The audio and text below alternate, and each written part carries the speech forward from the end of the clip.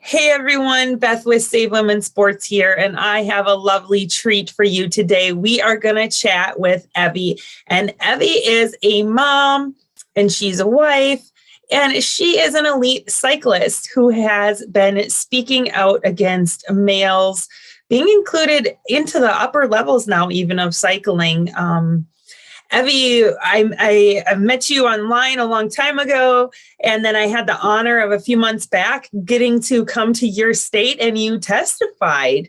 And it was just an honor to meet with you, and I'm glad we're friends now. And can you tell people about that experience and maybe a little bit more about yourself? Sure. Yeah, it was a great experience to go to Raleigh to testify on behalf of the legislation that was being put forward to protect sex designation in sport. I think it's really important. It's something that I'm passionate about, and I know that it's a very divisive issue in our state and elsewhere in the country.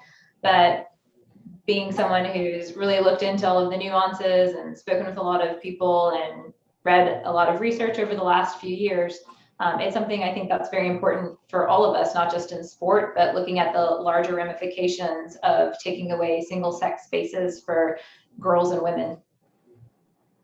And you certainly did an amazing job testifying. It was so great to have your perspective of kind of like I am, like an average person, except I'm just an amateur power lifter and you're over here working your way up now. Do I have this right? Like you've obtained this status that you could race with the cream of the crop here now. I mean, I could, and sometimes I do, but yeah, I'm 45, my racing age is 46. I've certainly taken advantage of those opportunities when I was younger and even before I had children. But I think the beautiful thing about sport is being an athlete your entire life. And I feel like from my perspective, it's a little bit different than some women. I was an athlete starting at a very young age through middle school, high school. I did multiple different sports. So then I went off to college and I had a full NCAA scholarship to my university for cross country running. And then afterwards, I just maintained being active. I got into cycling. Actually, my first ever bike race was in Mexico. And wow. It was against, I think, one of the highest ranked women in Mexico. So the poor woman had me as her only competition. I came back to North Carolina and I started getting really involved in this very large sport of cycling. So yeah, that's really what started it for me. Awesome. And when's the first time that you started noticing the issue of males competing in cycling? And let's backtrack about a little bit about your background. Can you tell people a little bit about your background, like politically? Sure. I have always been extremely liberal minded. I grew up in a relatively liberal household. We were Catholic, but I've always challenged a lot of the doctrine. So I'm very much pro-choice. I am 100% behind the movement of same-sex marriage. And I just believe in women's rights. I was actually a women's studies minor in the Deep South. Oh, which is quite a challenge in and of itself. Wow. I did a lot of interesting things. So, I was in a sorority, which was very hard for a lot of people to comprehend since I was also an NCAA athlete at my university. And my first job out of college was to travel around the country working for, at the time, and may still be the largest women's sorority in the country.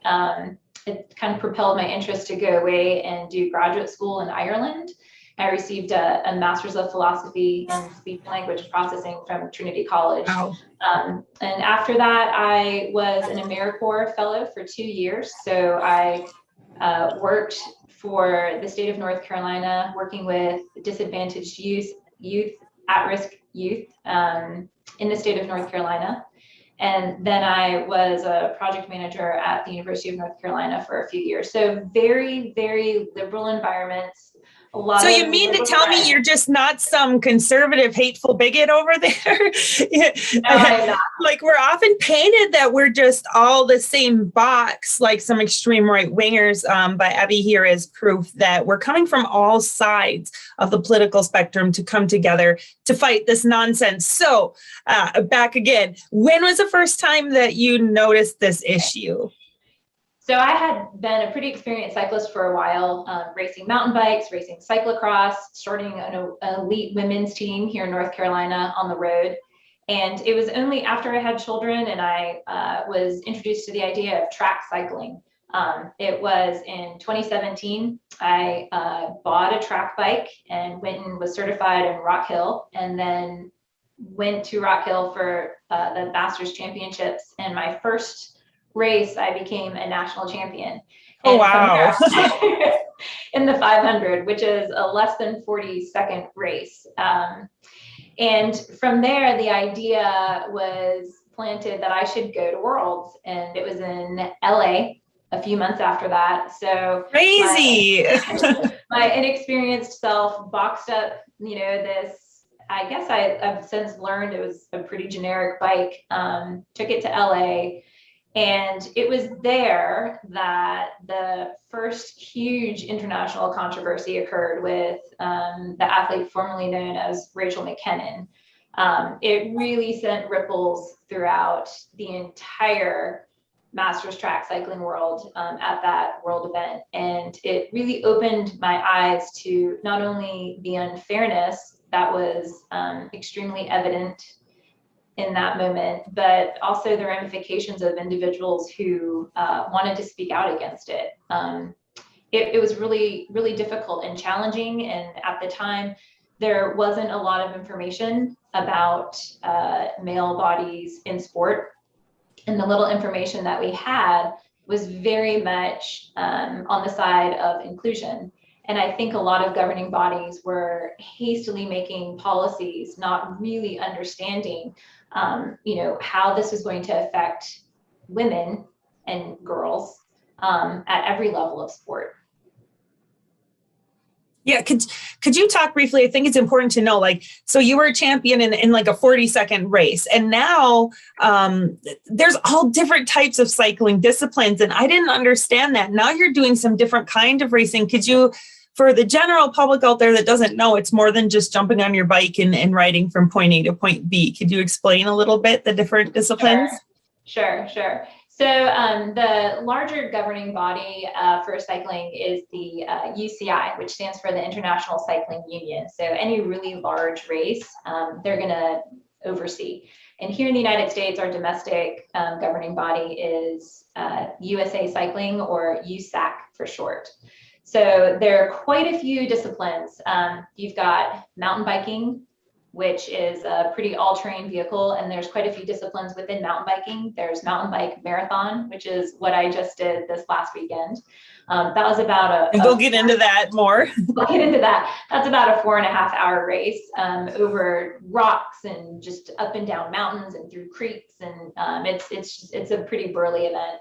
You've got cyclocross, which is sort of a combination of road and mountain bike. You're riding through grass and mud and sand. You're jumping on and off your bike. You've got road cycling, of which there are time trials. Many people will be familiar with that from seeing Ironmans or triathlons. They're on a very road-specific bike. The most popular types of road riding in the United States are criteriums, where it's a small loop and cyclists race around that loop. Then there's also road racing, which is on a much larger course that can be, 2, 3, 4, 5 hours. Many people will be familiar with that from having watched the Tour de France. Okay.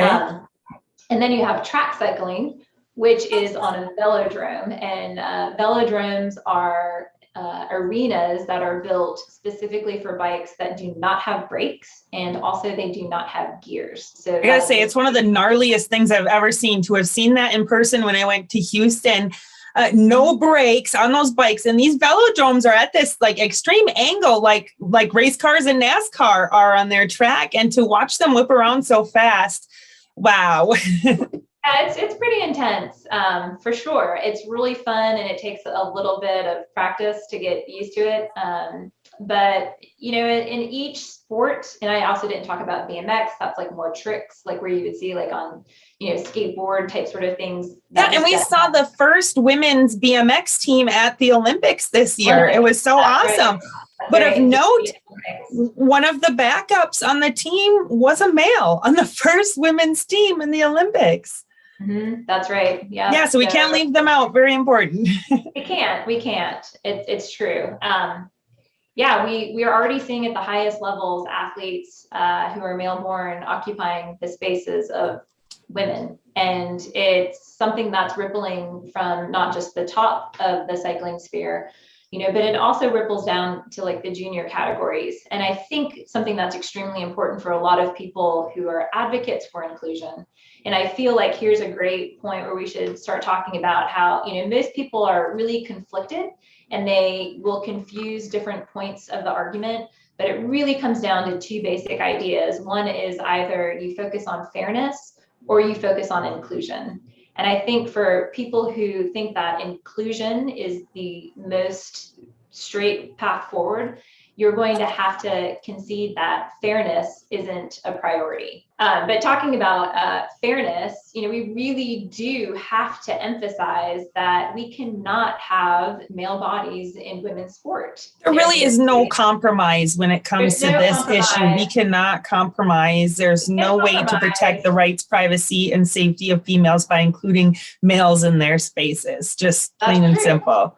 That is true. So, there needs to be a separate category for transgender athletes. When you saw this male athlete, Rachel Mckinnon, formerly known as whatnot now, what discipline were they in? And is that the discipline that you see the most of? Is it all across all disciplines that we're seeing this? So Rachel Mckinnon actually was a collegiate professor in South Carolina. And so here in the Southeast, we saw a lot of Rachel Mckinnon leading up to that track event. Rather, Rachel had quite a reputation here in the Southeast. Many people who govern cycling events have gone even so far as to tell me that Rachel single-handedly ruined a lot of Southeast racing for women. This individual would show up at road racing events and really did not race very fairly, was extremely aggressive. Allegedly very rough racing, a very different tactic than the women were used to seeing. And just all out, just not right, huh? If I was going to pick a transgender advocate for that movement, that is the last person that I would pick. I think that Rachel McKinnon's effect on this entire debate put it in such a terrible light that it really caused a lot of divisiveness. It created this toxicity that we're seeing where we're not able to even openly have a conversation. And no, we can't. And I learned that very early on. It's really hard to get both sides together. It's true. And I had to report Rachel McKinnon and many individuals early on because there was a lot of cyberbullying that was occurring at the time. This was back in late 2017, 2018. It's so ridiculous. And we've seen it over and over again. They keep getting away with attacking people like you or Jennifer Wagner when she spoke out because she got third place in that championships. And Twitter does nothing to the harassers. In fact, we get punished for calling out that they're male. It's pretty ridiculous. I'm sorry you had to go through that. And thank you for being here and for taking a stand and for your bravery. It's been a long time in coming. It's not something that I did lightly. And as a result of being bullied online and having sponsorships tracked down and individuals contacted to let because it's not like they're just bullying you a little bit. They are directly attacking your sponsors and calling your sponsors and telling them to drop you or your whole team. I know Jennifer was threatened with getting her sponsorship from her whole team taken away, and that's just not right. A whole team of women who can barely afford their own bikes. So to have their sponsorships taken, it's ridiculous. It's not fair. I feel that more so than any other stance, individuals have been sought out like a witch hunt. And that's the phrase that I've heard quite a bit lately. It's, we can all agree to disagree, but in this instance, we have a lot of science backing up the idea that inclusion is not fair. And the refusal for so many individuals to just pick a side and to use tactics that are harmful, and they seek out to attack like specific individuals, myself or other individuals who speak out in any way, just should make everybody have like a bit of a red flag. I believe personally in not harassing any athletes whatsoever. It is of absolutely no particular concern to me if there is a transgender athlete in one of my races or one of the races around me. As it stands, there are policies in place that state that that is what is acceptable. And so I have absolutely no desire whatsoever to go after any particular individual. However, what I have seen is that individuals and groups are finding out that I'm affiliated with Save Women's Sports, that I'm an ambassador, that I've helped contribute to testimonies in states even beyond North Carolina, and that I've been affiliated with Inga Thompson, who is also a 3-time Olympic athlete also, who's extremely supportive of this idea that we need to implement fairness over inclusion. So me personally being identified ahead of time and having individuals seek me out, I think is really aggressive behavior, and it's exactly what it is that those individuals are claiming is happening. And yeah, exactly. In the background there, in this recent marathon race that you did, you wore this awesome jersey with Save Women's Sports on the sleeve and Inga's Foundation on it, and fair and meaningful competition, which we can see on the bottom there. And what I really want to encourage everyone out of this is to draw some courage from Evie, because if Evie can do this, so can you. And we all simply need to take a stand and use our voice when we have the opportunity to. And this isn't about hate. This isn't about discriminating against anyone. This is about our rights to fairness and to safety. And it's up to us. If we don't start speaking up, if we don't get more female athletes, let's be honest, speaking up, these rules are all going to be implemented and our rights will be swept out from under our feet. And we will no longer have female sports as we know it. And well, it's already happening. And, I've got a 9-year-old daughter. I have a 7-year-old son. I can see very easily the differences in biology and in performance, even at that very young age. So, another thing that we should talk a little bit about is, as far as USA Cycling and the policy regarding transgender inclusion, you need do nothing other than declare your gender if you're a junior. So that means all the way up through age 18, right? We don't want to force children to be medicalized, but we are now being forced with this idea that all you have to do is declare your gender and you're able to compete as a female in the junior events. As well, the majority of categories within USA Cycling are gender self-ID alone. So that would be category 5, category 4, and category 3. So you've got the beginning female athletes all the way up into essentially what is intermediate. And I'll remind you too, in case you don't know, that most of the elite women's races are encompassing category 1, 2, and 3. So it's possible to have an athlete who self-identifies as a female and they can compete at the elite level. Specifically at the elite level, there are some parameters in place. But as we've seen from all of the latest science in the last 2 years, the biological advantage of being born male is not muted, even up to 3 years post-transition of hormone use. So it's really not fair. And then don't even get me started about aging female athletes. It's something that's on the horizon for me. It's something that a lot of my female friends have gone through. Menopause is a really difficult time when it comes to understanding your hormones and how your body is changing and adapting. And the very fact that we can have aging male athletes regulating their hormones and women athletes per USA Cycling, cannot use HRT. They can't regulate their hormones. They can't replace the hormones they were naturally born with. They have to, deal with all of the things that menopause brings, osteoporosis. I mean, you name it. It's not fair at any level. And I think for a lot of individuals, this is a very anecdotal issue. They have someone that they've become close to, that they are friends with, that they want to support. And I understand that. And I think that that's a really beautiful thing. And I think those friendships are important, especially for many people who do need those friendships when they're going through this, particular time in their lives. Good friendship is never built off of a lie. And we need to be honest that there's these differences, and you can't change your sex as much as you'd like to be one or the other. And we need to be honest.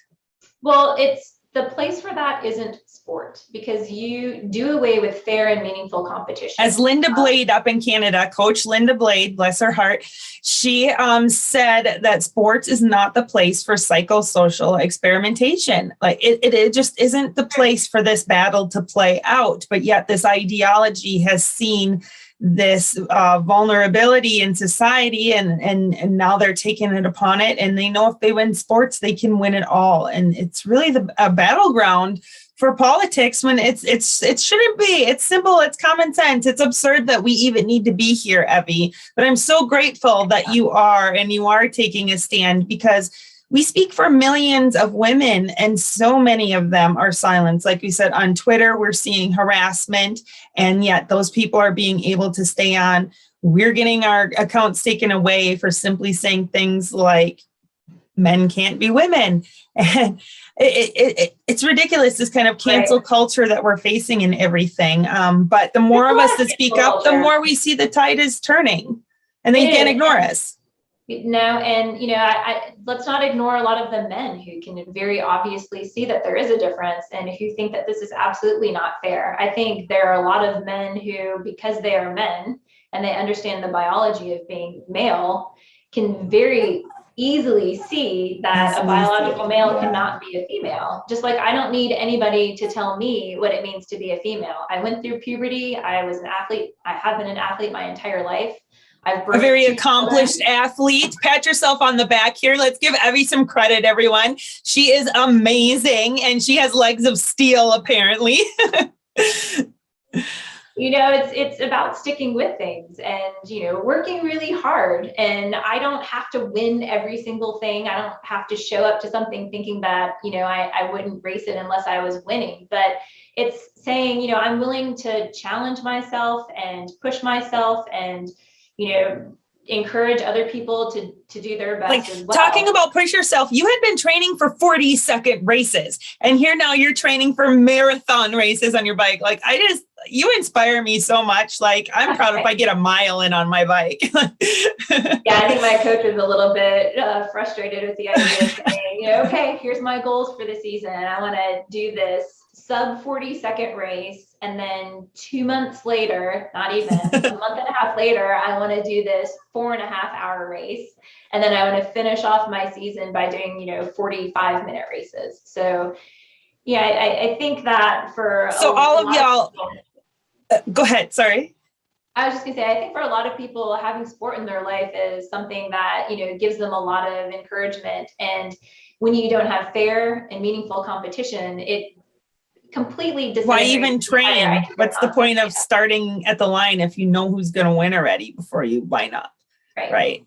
But for everyone out there, Evie plans to keep racing in that jersey behind her, and she plans to keep raising awareness. And she had some support this last go around from some awesome feminists. They started this amazing hashtag, We Roll with Evie. Here's some pictures of them here. Amazing women. So we will keep you updated as Evie is out there racing, and you can support her too. It's just an amazing thing. And like I said, I hope that your courage helps others find their courage to speak up too, because it's already too late, isn't it? Our rights are already being erased, and they're so far ahead of us in this ideology and what they've been driving and how far it's driven deep, that if we don't fight back now, your girls, their girls, they're not going to have sports, right? Yeah, and I think it's true. And I think right now is a time for a lot of people who are on the sidelines and maybe say like, well, it doesn't really affect me. I don't have transgender athletes in my sport, or, I just haven't really decided. I think now is the time more than any to really seek out that information. And you're not going to find it in the mainstream news. Everything is Exactly. extremely biased. It's a little bit concerning, where we just talk about how a lot of these states have passed anti-transgender laws or they've banned athletes. And in fact, that's not the case at all. We can have co-ed sports. The male category has traditionally always been the co-ed sport. An open category. Yeah. It's an open category. We carved out the spot we have. That's true. We don't need two open categories. And so for anybody who's sitting on the sidelines and they think, there's just not enough information, there's information there. And there are other countries that are a little bit ahead of the United States. It seems like the United States has put a line in the sand and said, we're just going to focus on inclusion and completely ignore the voices of biological women, of which there are many, and they are not being reported on. Countries like the UK, Ireland, Scotland have already announced that they think that inclusion is not fair. Right. And let's loop back to this international level of cycling where you're starting to see these males compete, and you saw males just kind of hop in, and all of a sudden now they're gaining points. Like they gain points per race, and now we're seeing international people coming over here, us coming over there. This is a fight for points worldwide, and all of a sudden now you have a male who hasn't even been racing come in, and they're at the top of the pack. Like, this is a serious thing. It's going to affect all levels, and it is a lot about common sense. It's about not complying with a lie. Yeah. I mean, and thankfully other countries aren't. You have biological girls, you have biological boys. They are very different, and it starts in the womb. And so no amount of medicalization can change that. And in sport, it's extremely obvious. And so you're either, as an individual, going to concede that fairness is not important, in which case sport becomes far less meaningful, or you're going to say that inclusion is the most important thing. And if that's the case, you're going to demand from every single female that they just accept blindly an arbitrary level of unfairness. And that is not right. It's not right at the junior level. It's not right for women who are just starting out in sport. It's not right at the elite level. And it's certainly not right at the master's level, where you have women who are looking for meaningful competition in their lives. Males have long since, had the benefit of meaningful and fair competition because they're at the top of the pack. I mean, they are the strongest and the fastest when it counts. And women are the ones who have had to carve out this place for fair and meaningful competition. Allowing male bodies in sport is not fair. That's right. We haven't even had Title IX. This next summer is going to be 50 years. And we haven't even seen the equality that Title IX was supposed to bring fully yet. And now we're just handing it back. And I hope that people like me and you can help other people realize and kind of take off these blinders that mainstream media has put on, and help them see the truth of this conflation of sex with gender isn't good for anyone, and especially in the sports field. It's not. And we have to stop making this out to be a witch hunt. When we have science that specifically states certain things, and individuals are simply pro-reality is what we're saying here. It's not meant to be a hurtful thing, and we're not banning anyone from sports. They're allowed to compete with your birth sex. Right. And you shouldn't even need to say birth sex. Your sex is what it is. It's not like it can ever change from being that.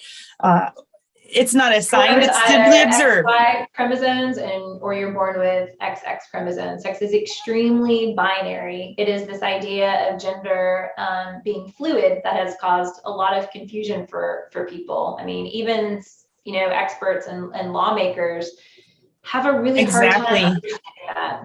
And the legislators too. I think you saw that when you came to testify, and you also testified online. for some other states. It's just amazing. And we're so lucky to have you. And I hope that you keep continuing to speak up. Do you have any advice for anyone out there that's kind of like in your shoes, maybe an athlete struggling or someone thinking about speaking up? Well, I think it's, society is making it really difficult for a lot of people to speak up. I've had so many individuals contact me and say, because of the ramifications of speaking out, losing their job, having their collegiate affiliations threatened, their team affiliations. There aren't enough voices talking about fairness because there's this automatic assumption that if you disagree with inclusion, that makes you transphobic. And it's 100% not true. I think that we need far more voices talking about this in a rational and kind way, where we are looking specifically at the fairness of sport, because if it's not fair, it's not meaningful, and then it's not sport. Exactly. That was beautiful. I think that's a wonderful way to end this today. Did you have any other things to close with, Evie? Any other? The only other thing that I would say is that inclusion of male bodies in sport is no different than taking a stand back from, or like allowing, drug use, performance enhancing drugs. I mean, I have been tested multiple times. When you're a national champion, you are pulled back into a room and you're asked to, pee inside of a cup. While someone watches. Yeah. Right. With the individual who is very close to you. So if we are willing to subject athletes to a very intense scrutiny for minute traces of any kinds of performing enhancing drugs, yet we're allowing male bodies into women's sport who have 5, 10, 15 times the amount of testosterone naturally, it's not natural in women's sport. It's just not fair. And so it really isn't. So I'm so thankful that the organization that I live with, USA Powerlifting, created rules pretty much on that basis of, hey, we're like the strictest drug tested federation there is. If we let men lift with the women, it'd be no different than letting the dopers in. So sorry. And it should be that simple. It should be. I mean, you look at so many different classes. We have age categories for a reason. Age and weight and weight categories. I mean, I could say, gosh, I feel like, I just feel so old today. I think I'm going to compete with the 60-year-old women. Granted, a lot of them would probably beat me, but you can't self-identify into a different category. You can't self-identify into a different category. So why should sex categorization of sport be any different? If you can't fudge on your birth date, if you can't fudge the weight that you're putting forth for your weight class, if you can't, name anything, it's just not fair. We have categories for a reason, and it's so that we can have fair and meaningful competition. Allowing male bodies into women's sports is not fair, nor is it meaningful. And I think it's taking away from some really pressing issues that we have in sport. Underlying. Exactly. Yeah. Evie, it's been a pleasure. And I hope we can talk again, and we'll keep in touch. Maybe we'll do a video while you're on the road at your next race. And if anyone wants to follow Evie's progress, just keep following Save Women's Sports. You can also donate to Evie's progress. Did you know that these bikes cost like $5,000-$10 and they have to be customized and they have to wear special shoes and blah, blah, blah. If you want to donate to help Evie's progress in raising awareness in her cycling community, you can do that through Save Women's Sports on PayPal. Just give us a little note that it's for Evie, or hashtag We Roll with Evie, because we love you and we can't thank you enough for what you're doing and for helping us. And we look forward to speaking with you again. Well, thanks, Beth. It's always a pleasure. I really, really am encouraged by all the work that you've done, and I hope that we can inspire more women to speak out at any level. Together we will save women's sports. Sounds great. Bye. Thanks, Beth. Bye.